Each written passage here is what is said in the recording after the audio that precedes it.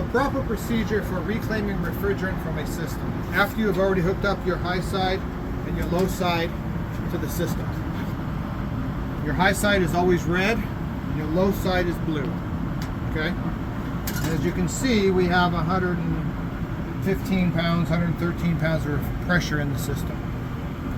Your reclaim machine has two ports. You have an inlet port and an outlet port, marked with blue and red.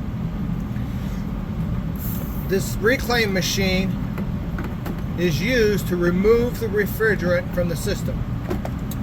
It is basically a pump to pull the refrigerant out of the system and put it into our reclaim tank, where later we can either reuse it in the same system or it's taken back to a recycling facility through our supplier. So what you do is you have your outlet of your reclaim goes to your recovery tank. You go to the liquid line on the recovery tank. It has two valves for vapor and liquid, and it will be marked with liquid and vapor, and typically the red is always liquid and the blue being vapor. We take our service line off our manifold gauges, the 1/4 inch line, not the 3/8, as the 3/8 is used for evacuation purposes. And we connect that to the inlet side of the reclaim recovery machine. So what we've got now is we have access into our system through our two service lines coming into our gauges, and then from there we're coming out the service line to the inlet of the reclaim, and then from the outlet of the reclaim to our recovery tank. In this instance, we are also weighing the charge that we're pulling out to ensure we do not put too much refrigerant into our recovery tank, which already has refrigerant in it that we're reclaiming. So what you do first is you want to open up your high side and your service line.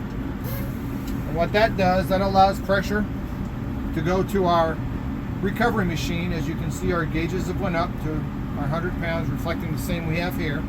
And it pressurizes it to this point. And you want to crack this and bleed some air out of there, out of the pump, to ensure we just have full refrigerant coming to the machine. Then we simply open our liquid line and turn the pump on. So we continue to pull on our high side or the liquid line until the pressure drops and you see your rate of recovery slow up. Because we're pulling liquid out at first, and that's a quicker way to recover refrigerant. When we get to the point where we're only pulling vapor and our pressure drops, that's when we would go ahead and open the low side as well, and it speeds up the vapor recovery. So it's pulling from both sides at this point. Because typically you do not have liquid on your low side, only on your high side.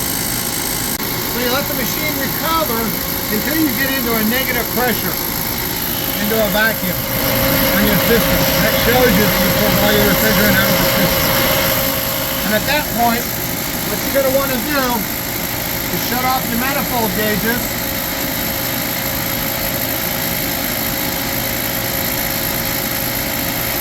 turn off your recovery tank, turn your recovery machine off, and crack this line to bleed the refrigerant out of the recovery machine. And you are done recovering.